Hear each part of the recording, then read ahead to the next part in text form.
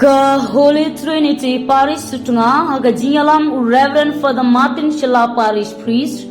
Father Abon Mitkar Assistant Parish Priest Ka Parish Pastoral Council Bat Coordination Committee Ka khot ka weria baro Shika Jingkyntang Lyngdoh so Blei Yau Deacon Macpherson Simply Batu Deacon Santre Muliar Ka Bansalong Haka Apnri Turik Ukulalangkot Arajar Apusan